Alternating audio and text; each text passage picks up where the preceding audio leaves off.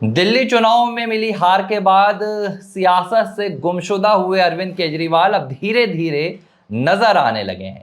केजरीवाल की पहली नजरअंदाजगी जो हुई है वो पंजाब में हुई है। पंजाब में केजरीवाल नजर आए। पहले तो विपස්සना के लिए वो 10 दिन तक पहुंचे थे।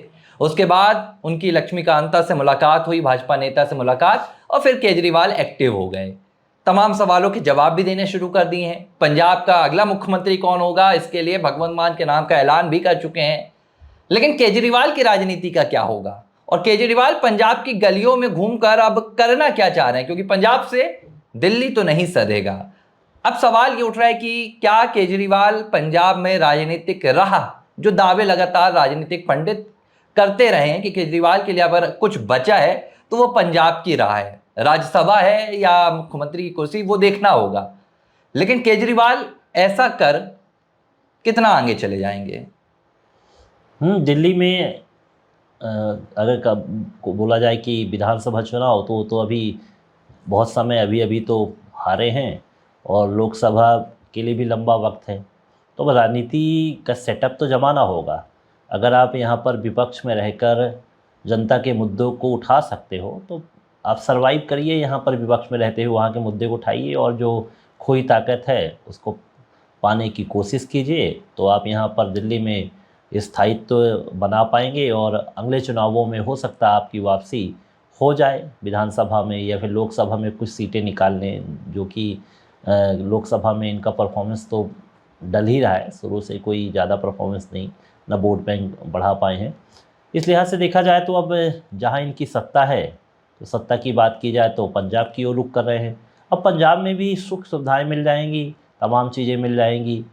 अब हमको इन 5 सालों में क्या करना है, हमारे लिए क्या है, क्या हम दिल्ली में ही चुनाव लड़ेंगे या फिर राज्यसभा जाएंगे, ये तमाम चीज़ें देखी जा रही हैं और पंजाब का अगला जो चुनाव है उस पर भी नज़र है। देखिए, एक चीज़ है यहाँ पर, जब आप कहीं का चुनाव हारते हैं और आप बुरी तरह हारते हैं, उसके बाद आपके सामने जो सबसे बड़ा संकट रहता है, जो सबसे बड़ी मुश्किल रहती है, वो रहती है संगठन की।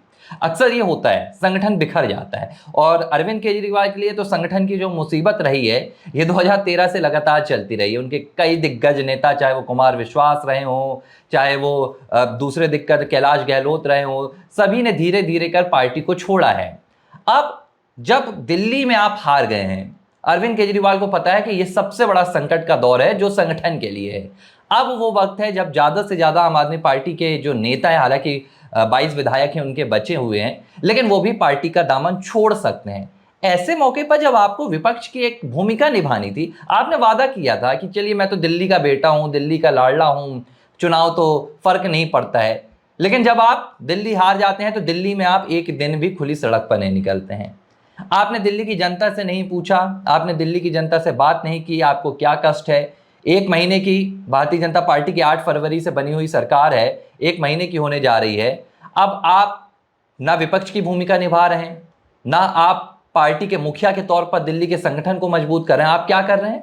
आप पंजाब नहीं तो पहुंच क्या रहे हैं। जनता ने छोड़ा क्या उनको उस लायक? क्या नहीं, तो लेकिन आप एक बात आप देखिए ना, विधानसभा में भी एंट्री नहीं दी, मुख्यमंत्री रहते हुए उनकी पूर्व मुख्यमंत्री रहते हुए उनकी हार हुई है। वो तो अच्छा हुआ कि पहले ही मुख्यमंत्री के पद छोड़ दिया था, नहीं तो वहाँ जो एक राजनीति में जो राजनीतिक हत्या हम वो लोग बोलते हैं वो हो जाती है। यहाँ पर ठीक है, यहाँ पर फिर भी आप बाहर से रह के चलिए विधानसभा नहीं पहुँच पाए लेकिन वहाँ के मुद्दे उठा सकते हैं, और आपने शुरुआत जब दिल्ली से की थी तो आपको स्थायित्व वहाँ पर बना के रखना चाहिए। लेकिन आप कहाँ जा रहे हैं? लुधियाना में उपचुनाव है, वहाँ पर आप फोकस करें, जो कि इतना महत्वपूर्ण वो चुनाव नहीं होता कि एक संयोजक जो है, एक राष्ट्रीय संयोजक है आम आदमी पार्टी देखिए का, केजरीवाल तो ये कहते रहे हैं कि जब दिल्ली में नगर निगम के चुनाव होते हैं तो केजरीवाल की ही पार्टी थी, ये केजरीवाल थे जो भाजपा को घेर रहे थे और कहते थे कि भाई 5 राज्यों के मुख्यमंत्री भाजपा ने दिल्ली भेज दी नगर निगम चुनाव के लिए। अब आपने एक बहुत अच्छी बात बोली कि एक उपचुनाव के लिए अगर राष्ट्रीय पार्टी है, आप कहते हैं कि आम आदमी पार्टी तो राष्ट्रीय पार्टी है, प्रधानमंत्री नरेंद्र मोदी को टक्कर देती है, और एक उपचुनाव के लिए अगर पार्टी के मुखिया पूरी तरह से सक्रिय हो जाए, संदेश कुछ और निकलता नहीं है। मुझे लगता है सुकड़ी सुकड़ी शर्ट होती थी, काल प्रेस भी उसमें इस्त्री भी नहीं की होती थी, और पुरानी फिल्मों में जो हीरो पहनते थे पैंट, वो पैंट पहनते थे जब वो आंदोलन करते थे। उसके बाद एक ओमनी शायद कार होती थी, वैगनार पे घूमते थे। वैगनार एक कार होती थी नीले कलर की, ब्लू कलर की जी। था ना, ब्लू कलर की, उसमें वो पूरी तरह से घूमते थे। जब मुख्यमंत्री भी बन गए तो करीब कुछ समय तक तो उसी में घूमते रहे। फिर धीरे धीरे कहते हैं कि मुख्यमंत्री के लिए शीश महल नाम का कोई, जैसे ताजमहल बनाया, सबको पता है कैसे बना, किसकी याद पे बना, अब क्या चर्चा है वो करना, वैसे एक शीश महल नाम रखा गया, शीशों का महल, शीश महल किसको कहें, शीश महल वही चीज़ें कही जाती हैं। तो अब आपकी चाहत धीरे धीरे बढ़ी। फिर उसके बाद तमाम मुद्दे खुले कि आप ये शराब की जो नीति है इसमें भी आपका नाम निकल कर नाम सामने निकल के आया। फिर लगातार उनके सीबीआई जो की चार्जशीट उनके है। जो मुख्य जो राजनेता हैं वो भी जेल में गए, बाहर भी आए, लगातार घिरे रहे। तो कैसी राजनीति से बढ़े, ये तो एक हुंकार थी, भ्रष्टाचार के खिलाफ आपने आवाज़ उठाई थी, तब शीला दीक्षित की सरकार को आपने अलग किया था और उसके बाद आपने बड़ी दिल्ली की जनता ने भरोसा किया था आपके वादों पर। नहीं, लेकिन भरोसा किया आपने, पूरा भी किया, ऐसा नहीं, मैं सीधी आलोचना नहीं करूंगा, लेकिन धीरे धीरे जो आप 5 साल 10 साल उसके बाद जब आप आगे बढ़े तो आपकी जो धीरे धीरे की जो पटकथा है वो क्या बदलने लगी। आपकी जो प्राथमिकता जनता ना होके नीतियों पे आ गई। कैसी नीति? शराब नीति, ये तमाम नीति, तमाम आप तो सत्ता की चाहत रखने रखे ना विवेक तो जी। सत्ता की चाहत ना होती तो अभी वो आपने बोला ना कि 10 दिन के लिए विपश्यना में कहाँ चले गए, एक ही जगह तो सरकार इनकी बची है, पंजाब पहुंचे तो हैं। अब वहाँ सुख सुविधा मिल रही है। मैं पढ़ रहा था, एक स्टोरी पढ़ रहा था, बोले बहुत वहाँ पर वो वहाँ की एक सुख सुविधा मिल रही थी वहाँ पर, और बड़े बड़े काफिले उनके बड़े-बड़े चल रहे हैं। बड़े बॉडीगार्ड पहुंचे थे वहाँ पर पूरी तरह हाँ, से। ये आपने एक बहुत देखा महत्वपूर्ण था यहाँ पर बात कि की कितनी कि सुविधा चाहिए इनको। केजरीवाल इस बात को जानते। देखिए 12 सालों में केजरीवाल आदी तो हो गए हैं, आम आदमी उनकी पार्टी का नाम है, लेकिन केजरीवाल कितने आम आदमी है ये 12 सालों में जनता ने देखा है। अरे वो आम आदमी थे कैसे? आप ये बताइए कि IAS ऑफिसर आम आदमी कैसे हो सकता है भाई? वो तो लग्जरी लाइफ तो उनको शुरू से मिली है। आप बताइए ना। उसके बाद उन्हें आंदोलन किया, ठीक है, एक एग्ज़ाम की तैयारी करता है व्यक्ति, उसमें पूरी कोई मन लगा करता है, वो निकाले, उनकी वो योग्यता थी और उस बलबूते पर उन्होंने किया। अन्ना जी के साथ वो जुड़े, तमाम चीज़ों में उन्होंने साथ दिया, उसको राजनीति का रूप दिया, उसके बाद वो सत्ता में आ गए। लेकिन अब जब सत्ता चली गई है तो तस्वीर ऐसी हो रही है कि अब हम दिल्ली छोड़ के कहाँ जाएंगे? पंजाब जाएंगे, क्योंकि वहाँ पर भगवत मान है, तो वहाँ की सुख सुविधा लेंगे। अब वहाँ पर देखेंगे कि चलो अब वहाँ से तलाश क्या की जा रही, राज्यसभा की देखिए एंट्री हो जिस जाए। लुधियाना वेस्ट को लेकर अरविंद केजरीवाल सक्रिय हैं, जाहिर सी बात है संजीव अरोड़ा को लुधियाना वेस्ट से उम्मीदवार बना दिया गया है। संजीव अरोड़ा आम आदमी पार्टी के पंजाब से राज्यसभा के सांसद हैं। इसमें कोई दो राय नहीं है कि अब संजीव अरोड़ा ये चुनाव जीतते हैं या नहीं जीतते हैं, लेकिन उनकी जो राज्यसभा की सीट है वो तो लगभग जानी तय है। देखिए अगर चुनाव जीत गए तो विधायक बन जाएंगे, हार गए तो फिर उन्हें जिम्मेदार ठहराया जाएगा कि आपने विधानसभा चुनाव नहीं जिताया तो राज्यसभा से आपकी विदाई तो जुगाड़ तय है कि अब हाँ लगभग राज्यसभा में लगभग जाने की तैयारी है, जिससे कि थोड़ा सा हमले जो कर सकें और अपने आप को 5 सालों तक जीवित रहने के लिए राज्यसभा में तो रहना पड़ेगा, जिससे कि मीडिया की सुर्खियों में रहे। क्योंकि अब सुर्खियाँ कहाँ से करेंगे, पैसा होता नहीं है। अब आप पंजाब का पैसा लेके आएंगे तो लेकिन विज्ञापन एक तो चीज और भी है विवेक जी, अब अरविंद केजरीवाल ना दिल्ली जाने की हिम्मत नहीं जुटा पा रहा। आप मेरी बात को समझिए, जब आप अहंकार से भर जाते हैं तो अहंकार आपको भीतर से खोखला भी कर देता है। भी तो उनके जो विधानसभा में आए, मोदी जी को चैलेंज करने वाले थे, तो मोदी जी तो चुप्पी साध के बैठे थे। वो तो परिणाम जब चुनाव का आया तभी उन्होंने बोला। तो आप तो अहंकार में डूब गए थे, आपको लगा कि दिल्ली की सत्ता और आपका जन्मों जन्मों का नाता है, 7 जन्म तक आप दिल्ली में रहने वाले थे। तो निभाइए, आपको तो ऐसे रिश्ते निभाने ही पड़ेंगे ना। अब हो क्या रहा है, अब आप समझिए कि अरविंद केजरीवाल दिल्ली की जनता के सामने जाने से शर्मा रहे हैं। एक डर होता है, अहंकार। देखिए जब अहंकार आपको चोट पहुंचाता है तो अंदर से खोखला कर देता है।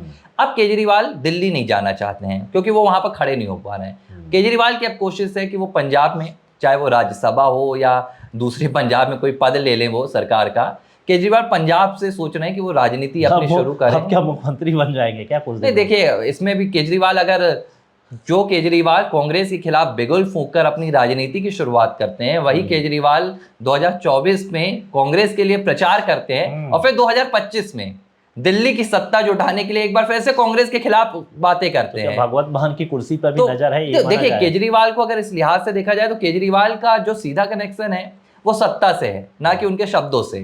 तो ये तो साफ है कि केजरीवाल सत्ता के लिए किसी भी हद तक जा सकते हैं। तो ये कहना भी कोई बहुत बड़ी बात नहीं होगी कि केजरीवाल की नज़र भगवंत मान की कुर्सी पर है। हो सकता है केजरीवाल अब सोच रहे हो कि पंजाब में ही राजनीति करें, कहीं भी कर सकते हैं। आपने कहा सरवाइव तो होना है उनको राजनीति में, उसके लिए दिल्ली में तो अब रास्ता उनको दिख नहीं रहा है। दिल्ली में चुनौती है बहुत ज़्यादा उनके सामने। और एक मर्तबा ये भी आप समझिए कि अगर विधानसभा के अंदर होते तो कुछ कर भी पाते, हम विपक्ष के नेता बन जाते, स्वाभाविक सी बात है। लेकिन अब विपक्ष के नेता भी नहीं बन सकते, तो करें क्या। और संगठन उनका इतना मजबूत तो है ही नहीं, क्योंकि बिखर चुका है। और एक राजनीतिक रूप से तो कोई उन्होंने पार्टी बनाई नहीं थी, आंदोलन के बाद पार्टी उन्होंने बनाई और आगे आ गए। तो वो तो लोग जुनूनी लोग थे, उनके साथ जो जुड़े थे, तो जुनून खत्म हुआ तो उसके बाद सब अपनी राह पर चले जाएंगे। तो आप कोई बीजेपी के जैसा संगठन तो है नहीं वहाँ पर कि इस तरह से बात की जाए। तो तमाम चीज़ें देखकर वो पंजाब की ओर रुख कर रहे हैं और पंजाब में वो सेटल हो भी रहे हैं। तो ये मैं मान सकता हूँ कि राज्यसभा की ओर देख रहे हैं। और ये जो आपने कहा कि लुधियाना सीट से जो विधायक जीतेंगे तो वो बैठ जाएंगे और हम कहाँ चले जाएंगे, राज्यसभा चले जाएंगे। तो ये पूरी योजना है। और भगवत मान को जरूर इस बात की चिंता होगी कि हमारे माननीय यहाँ पर डेरा क्यों डाले हैं। वो बोले चाहे ना बोले, लेकिन असुरक्षित तो महसूस कर रहे हैं। हालांकि भगवत मान ने वहाँ पर जो योजनाएं वगैरह तमाम चीज़ें लेके आई, उससे फ़ायदा हुआ है और उसी फ़ायदे के चलते वहाँ पर जनता का भरोसा भगवत मान पर बढ़ा है। तो अब भगवत मान के उसमें दखलंदाजी भी होगी, स्वाभाविक सी बात है।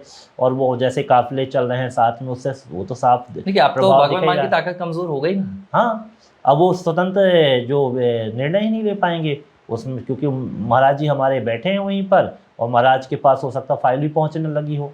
बिल्कुल कि भैया अब हम देखते हैं वहाँ से रेवेन्यू अर्न करेंगे। आप भी जानते हैं कि छोटा स्टेट जरूर है पंजाब, लेकिन रेवेन्यू के मामले में बहुत आगे है। तो तमाम चीज़ों की नज़र तो अब वहाँ पर है। तो ये तस्वीर ये है कि अब चुनाव हो जाने दीजिए ये वाला विधानसभा, बिल्कुल चुनाव के बाद लगभग ये साफ हो जाएगा कि राज्यसभा की ओर तो बढ़ेंगे। हम लोग तो नज़र रख ही रहे हैं, हम लोग तो देख ही रहे हैं उनके, हम जानते हैं उनके तेवर कैसे हैं और वो किस तरह से हैं। आप अपन धीरे धीरे समझ गए हैं कि इनकी तेवर कैसे हो सकते हैं। बीजेपी को इन सब चीज़ों से फ़र्क नहीं पड़ने वाला। बीजेपी एक रणनीति के तहत काम करती है और रणनीति में वो सफल भी हो गई। इस बार बहुत ज़्यादा बातें, ओवर कॉन्फिडेंस जो दिख रहा था उसको तोड़ दिया है बीजेपी ने। तो ये मैं मान सकता हूँ कि ये राज्यसभा की ओर जाएंगी। और वीक जो पॉइंट है कहीं ना कहीं आम आदमी पार्टी के निकल आए हैं, क्योंकि उनका जो नेतृत्व है, जो बड़ा नेतृत्व कहा जाता है अरविंद केजरीवाल, वो दिल्ली छोड़ेंगे। अगर दिल्ली में बैठकर ये तमाम चीज़ें करते तो कहते कि वो चलो, एक चीज़ होती है ना, अगर आप हार के बाद हार को स्वीकार कर लेते हैं तो आप इसके बाद तमाम, चाहे वो क्षेत्रीय चुनाव हो या राष्ट्रीय चुनाव हो, आप विपक्ष की भूमिका निभाते हैं। भाजपा ने ये किया है और दशकों तक किया है। भाजपा कब आई सत्ता में? 2000 अटल बिहारी वाजपेयी के कार्यकाल में आई, 96 में आई और फिर अभी 14 में आई, 19 में आई, 24 में आई। लेकिन 70 साल तक जिस पार्टी ने विपक्ष की भूमिका निभाई हो, आप उस पार्टी से सीख नहीं पाए। केजरीवाल शायद आप ये गलती कर रहे हैं कि दिल्ली छोड़कर पंजाब पहुंच रहे हैं, जनता के से सामने से अपना मुंह चुरा रहे हैं। और हो सकता है कि ये गलती जिस लिहाज से आम आदमी पार्टी सबसे बड़ा देश का राजनीतिक स्टार्टअप बनी थी, इसमें कहने में कोई गुरेज नहीं होगा कि आने वाले दिनों में सबसे जल्दी डेक्लाइन, जैसे हम कहते हैं कि सबसे जल्दी खत्म होने की ओर बढ़ने वाली पार्टी। आपने स्टार्टअप कहा ना, आपने स्टार्टअप भी तो कह दिया कि अब स्टार्टअप के क्या हर्ष होते हैं वो आप भी जानते हैं कि स्टार्टअप बनाकर किसी भी तरह से चुनाव नहीं जीते जा सकते और लंबे अरसे तक नहीं होता, उसमें तमाम चीज़ों को देखा जाता है। तो स्टार्टअप के हिसाब से आप काम नहीं कर सकते। आपको एक आंदोलन का रूप जो आपने रखा था, उससे इतर आपको संगठन में मजबूती चाहिए थी और संगठन की मजबूती के लिए शायद वो काम नहीं कर पाए। तो चलिए लेट्स सी, देखते हैं आगे क्या होता है इन तमाम मसलों पर। केजरीवाल देखते हैं कि अब दिल्ली से पंजाब जाकर क्या राजनीतिक चाल चलेंगे और ये राजनीतिक चाल केजरीवाल को किस चक्रव्यूह में फंसाएगी या राजनीति के मैदान पर एक नए अंदाज में उनकी वापसी कराएगी। ABC हिंदी न्यूज, आज ही जुड़िए हर खबर के साथ